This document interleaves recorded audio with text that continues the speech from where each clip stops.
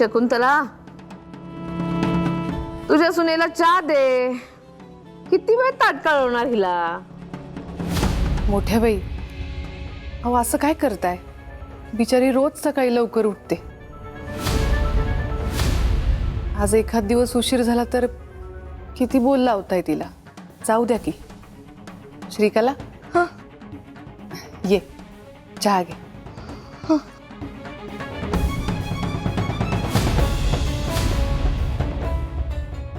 बस.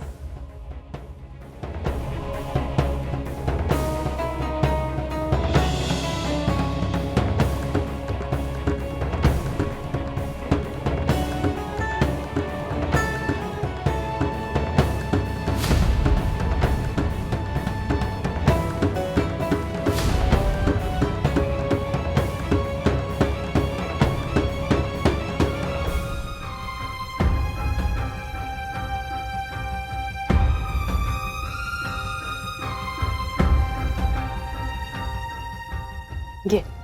Good morning. Good morning. Thank you.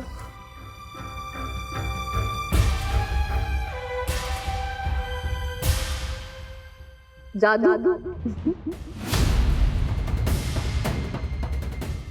हा, आज सकाळी माझ्या बरोबर तुला चहा प्यायला मिळणं म्हणजे जादूच झाली की. शकुंतले, तुझ्या हातासारखी ही चहा त्याला चव नाही बर का. हिच्या हातासारखी सर नाही हा तुला. एकदम चहा बाजे. रात्री एकदम फक्कड चहा बनवून दिला तिनं. रात्री? हा, खरं तर मध्यरात्री. मध्यरात्री तुम्ही जाग्या होता? हा, आता ही सुद्धा जागी होती की. विचार हिला. आई, मला ना काल रात्री झोपच लागत नव्हती अहो. म्हणून ना मी शतपावली करत होते आणि मोठ्या बाई जाग्या दिसल्या. मग मी दोघींसाठी चहा बनवला. काही बोलती बाई तू.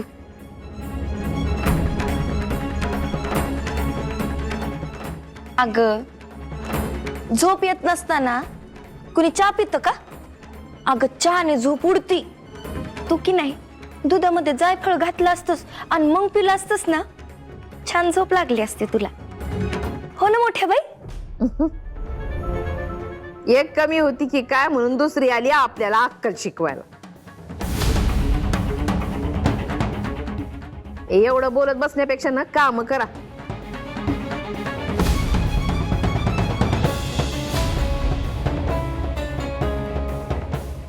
विसरून ठेव ग.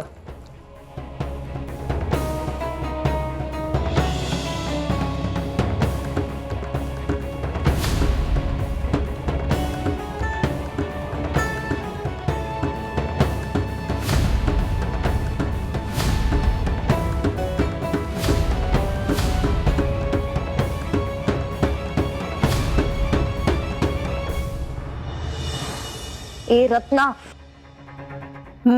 मापात पाप करशील ना तर याद राखा, गाठ माझ्याशी आहे. सकाळी सकाळी डोकं फिरलाय का तुझं? हो, फिरलंय माझं डोकं, कळलं?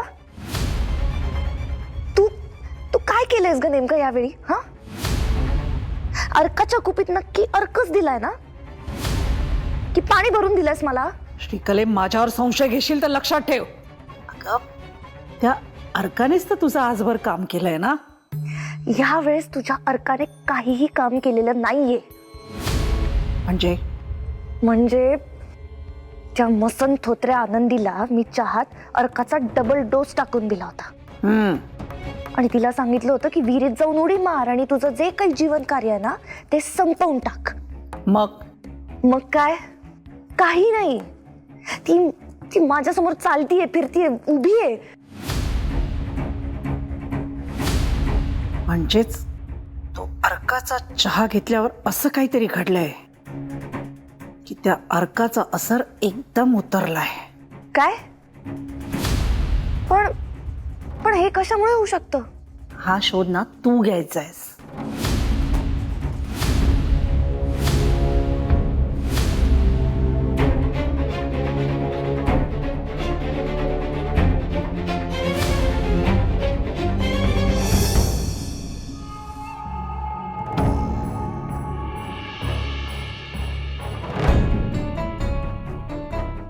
मोठे बाई, अहो मोठे बाई,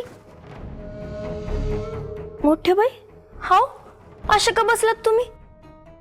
ते बाहेर गोडकर किती वाट बघतायत तुमची. ते मंगल कार्यालयाबद्दल काहीतरी बोलायचं होतं त्यांना. का भेटत नाही आहात त्यांना तुम्ही? इच्छा नाही झाली. अहो मोठे बाई, दाजींनी पण किती चक्र मारल्या, त्यांनाही नाही भेटल्यात. कोणाला भेटावंसच नाही वाटलं.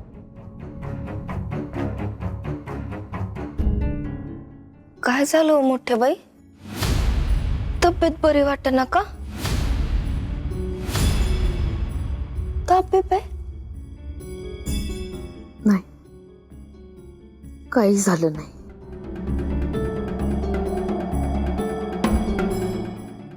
काल मी वाचले, सुखरूम घरी आले, ते फक्त तुझ्यामुळे. काल तू नसतीस तर माझी लेकरं पोरकी झाली असती. काल मी वाचले नसते तर त्यांनी कुणाकडे पाहिलं असतं. मोठे बाई, आता तुम्ही असा विचार कसा नाही करायचा विचार, करावा तर लागलच ना. काल त्या विहिरीत उडी टाकली असती तर आज फुगून फक्त वरती आली असती. मोठे बाई, तुम्ही काय बोलता असं? पण आज काही झालं तर नाहीये ना? झालं नाही, पण झालं असतं ना. प्रमादात निघाले तर होतेच. डोक्यात कुठली कोळिष्टक तयार झाली कुणाच ठाऊक. एक सांगू का? मी तुम्हाला कावलेलं, चिडलेलं, रागवलेलं लयदा बघितलंय. कालचं तुमचं जे रूप होतं ना, हे भयंकर होतं, विचित्रच होतं. माझ्या तर पायाखालची जमीनच सरकली. माझा विठुराय होता म्हणून, नाहीतर काय झालं असतं? नुसतं विचार करते मी. तू सांगितलं खरं मला, पण माझ्या डोळ्यासमोर काहीच येत नाही. पुन्हा पुन्हा आठवण्याचा प्रयत्न करते. सगळं धुसर, काहीच कळत नाही मला, आठवत नाही. इंदे, मला सांग पुन्हा एकदा, काल नक्की काय केलं मी? मोठ्या बाई, अहो मोठ्या बाई, अहो तुम्ही मोठ्या बाई, अहो याला काय झालंय? ठुराया, मोठ्या बाई, ओ मोठ्या बाई, मोठ्या बाई, मोठ्या बाई थांबा, मोठ्या बाई थांबा, मोठ्या बाई, अहो थांबा. किती आवाज दिले तुम्हाला, ऐकत का नाही आहात तुम्ही? आणि इतक्या रात्रीचं विहिरीकडे काय करताय? मोठे बाई,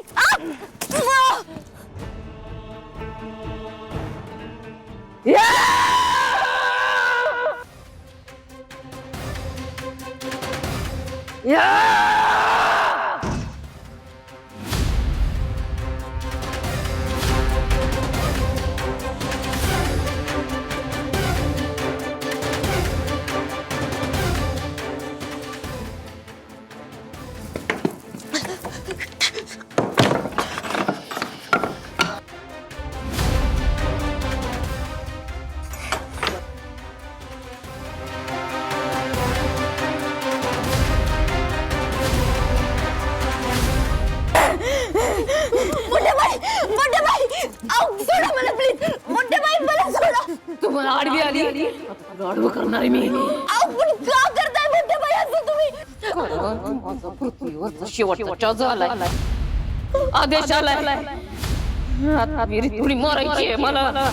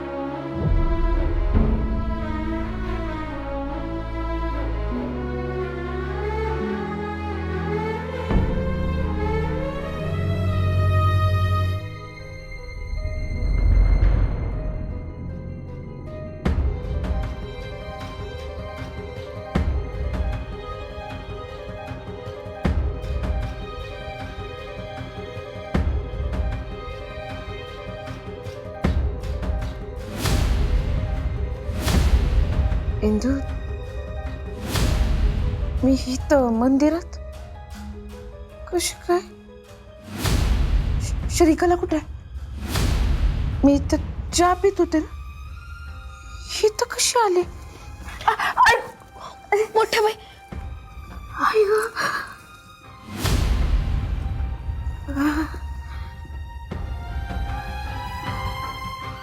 मोठ्या बाई, तुम्ही काय केलं काहीच आठवत नाही. काय केलं मी? मला नाही आठवत आहे. त्या श्रीकलानं नक्की तुमच्या चहात काहीतरी मिसळलं असणार आहे. हे काय काय बोलते तू इंदे? मी काय काय केलं तू मला सांग. शांत व्हा, तुम्ही शांत व्हा, शांत व्हा. तू आता आता या क्षणी काहीच तुम्ही आठवायचा प्रयत्न करू नका, उगाच त्रास होईल. मी काय केलं सांग की. काय काय केलं मी? जीवावर उभं लावतात स्वतःच्याही आणि माझ्याही विहिरीवर जीव द्यायला चालला होता. काय? मी मध्ये आले तर मला पण फावड्याने मारणार होता. मी असं केलं? इंदे, काय श्रीकला, काय काय बाई आहे ही? उद्या मी मेले असते तर माझा अधोक्षज पोरका झाला असता ग. तुम्ही त्या श्रीकलेसोबत जायलाच नको होतं मोठ्या बाई. तो चहा प्यायलाच नको होता. खरं श्रीकला माझ्या बाबतीत हे असं करू शकते तर ती कुणाच्याही बाबतीत हे करू शकते. हिंदू, ती श्रीकला कुठल्याही थराला जाऊ शकते. मला नाही मरायचंय, मला नाही मरायचंय. वाचव इंदे. मी जर मेले असते तर माझा अधोक्षज पोरका झाला असता ग. मोठे बाई, काही होणार नाहीये तुम्हाला, काही होणार नाहीये. ती श्रीकला माझ्या बाबतीत हे करू शकते तर घरातल्या कुणाच्याही बाबतीत हे करू शकते. आपल्या घराचं रक्षण कर. मला खात्री आहे तूच हे करू शकते.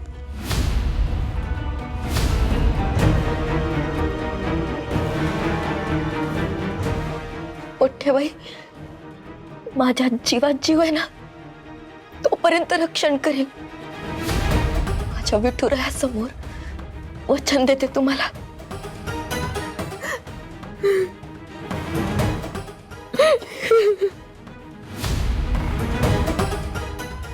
श्रीकला ना माणूस नाही, लई नालायक आहे ती. काही पण करू शकते. मोठ्या बाई, म्हणूनच आपल्याला सावध राहावं लागणार आहे आता. तिच्या हातची एकही गोष्ट खायची नाही, तिच्या हातचं पाणी पण धार्जिन नाही आपल्याला. हा, पण तिच्याशी लढायचं कसं? विठुराय आहे आपल्याकडं. त्या बाई, आता वेळ आलीये कंबर कसून तिचं सत्य सगळ्यांसमोर आणायची. दिग्रसकरांच्या घरासाठी आपल्याला हे करावंच लागल. तिला हरवावंच लागल. आणि आपण हरवणार, नक्की हरवणार.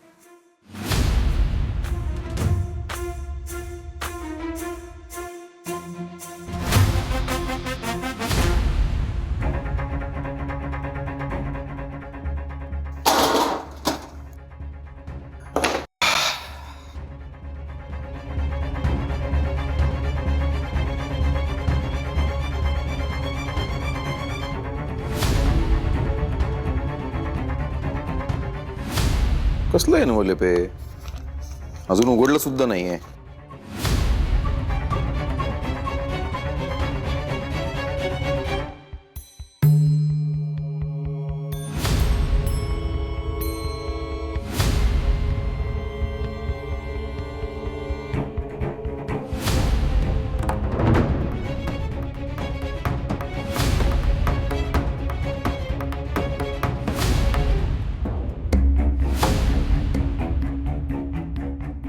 हॅलो.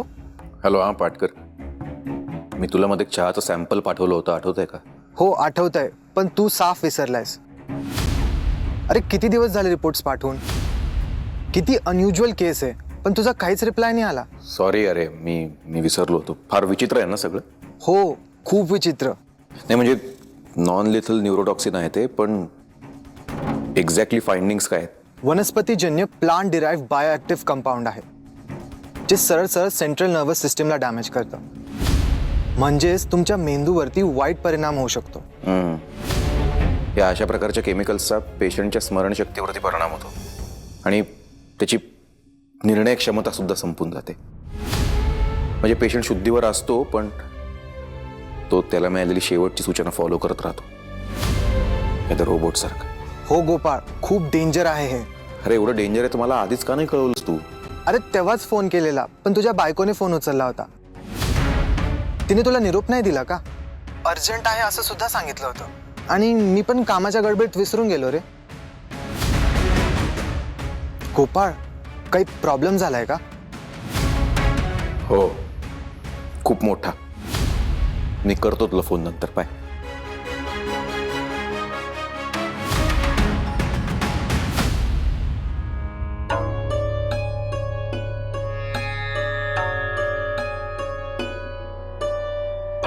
इंदू, आणलास का विठुरायासाठी नैवेद्य?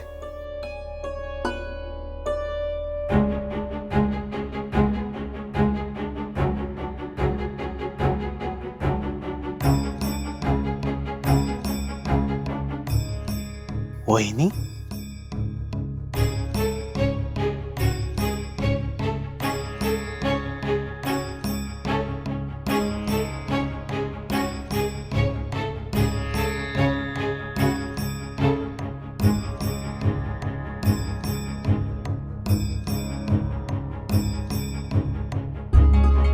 वहिनी, आज तुम्ही विठुरायाचा नैवेद्य घेऊन आलात. विठुरायाचे डोंगरा एवढे उपकार आहेत आपल्या दिग्रसकरांवर, त्याचं ऋण मानायला आले आणि सांगायला आले का विठुराया, अशीच कृपा दृष्टी असू दे दिग्रसकरांच्या घरावर.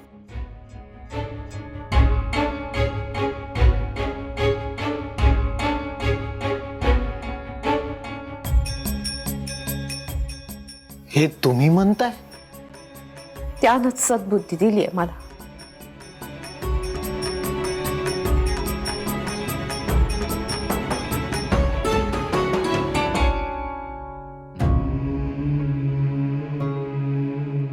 रामकृष्ण हरी.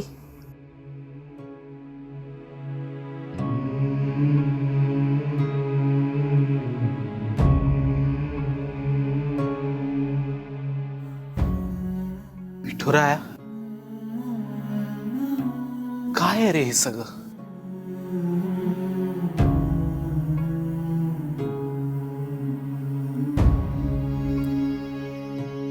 राम कृष्ण हरी.